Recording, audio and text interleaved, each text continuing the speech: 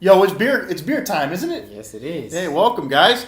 I got a special beer review today. I got my buddy Ant-Man. Hey, what's going on? Yo, you know him from the Hunter x Hunter video. Of course. Now, this is Trillium's 40th experimental beer called Permutation 40. This is a creamsicle IPA. Vanilla, orange, citra hop base. My man's never done a beer review, but basically, instead of just drinking it, we analyze it, we look at it. I got a 64-ounce growler. It came in at the website didn't talk about the growler price, but the guy before me in line got the last 4-pack of the stuff before they ran out. So I have a fresh growler, first one poured. The price on the website said $22.50 for 4 cans, which is, that's the high end. But it's an 8.1% double IPA, and oh wow, it's called Creamsicle. A creamsicle theme. So this is less than the beer that we had last time. No, this is less. Yeah, the one we had last time was a triple IPA. That was a monster. Yeah, he tried the Streets, and did you like the Streets? I did like it though, but yeah. Wow. So this won't be this should not be as intense, especially with the Citra. It's going to be more citrusy. Yeah. Sweet. So you said this is Trillium. They make some of the Trillium is one of the best IPA makers. Yeah. Okay. And they make what's called the New England style IPA, which was made famous in Vermont, New England, and Massachusetts. So, but we're getting you take a look, very cloudy, right? You can't even see anything through it. Yeah, no. Very little head, but there's some lacing going on, which is the ring of the foam on the top. I love the smell. The smell is sweet. Yeah, cream. I love wow. the smell. It's also brewed with lactose. That's the other thing. Oh, really? Yeah. Okay. So when you have an IPA with lactose, it's going to be that very creamy milkiness fused with the citrus. That's so people who are lactose intolerant. It may affect you a little bit. I don't think it's made with that much, but if you're like hyper lactose insensitive, maybe. But not that bad. That nose is crazy. It really does smell like a creamsicle. Like it smells really good. Damn. The malt's coming through, the orange and clementine. I'm getting the sweet cream from the lactose and vanilla is just like, yeah, way in your face. So this has been right out of the fridge, out of the growler. Let's see how good this beer is. This is beer number 2 of my Trillium weekend, guys. I have 2 more left. I already had one today. Oh, yeah. I forgot to tell him that. I'm working from home. I already had the metal. It was very nice, but I feel like this one's gonna have more of a punch to it. Well, let's try it. Cheers, my man. Wow, that is a sweet nose.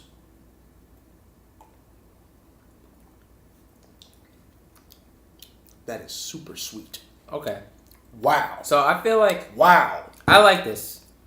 I feel like the other one. What was the other one we had last? The week? Streets. I think the Streets. Wow, that's sweet. I think this one's more sweet, and I felt like the Streets. That one, when you tasted it, it was a hot bomb. It was hot, but it went smooth. Like you felt it. It was like, whoo! I was like, with this one, I think because it's sweet, you don't really feel as it's going down smoothly. It still goes down very smoothly, but I think it's just a lot more fruit. But it smells and tastes really good. Like malt forward. It's bready and smooth and fruity. Like I love fruit bomb. It's like it's breading on this, right? Because you could taste the breading. In the beginning taste, you can taste it. Wow.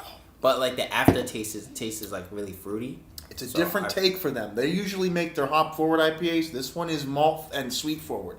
Hops are the Citra, adding an orange and tangerine vibe. But guys, this is super sweet and malty.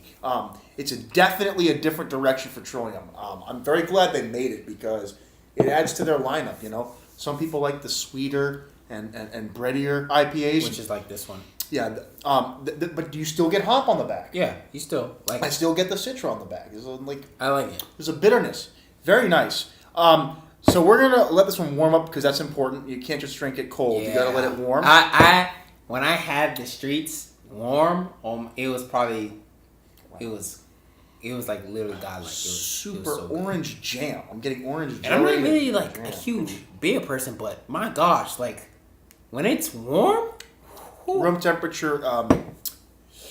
Good beers taste good at room temperature.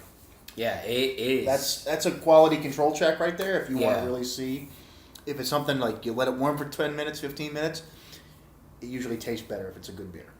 It blends, it breathes. So we'll come back, guys, after this warms up and give you final thoughts. All right.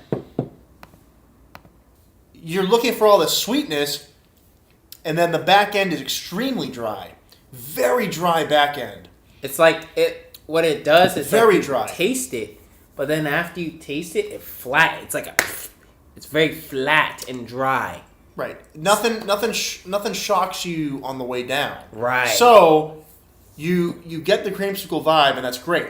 But some of those hop flavors in the back end can add all this fruit, or even more orange on the back.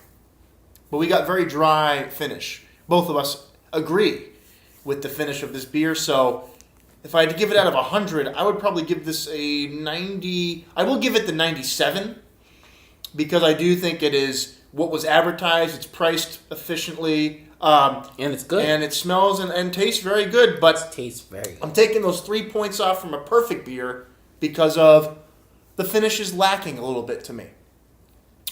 I would have liked more finish. And maybe that's preference.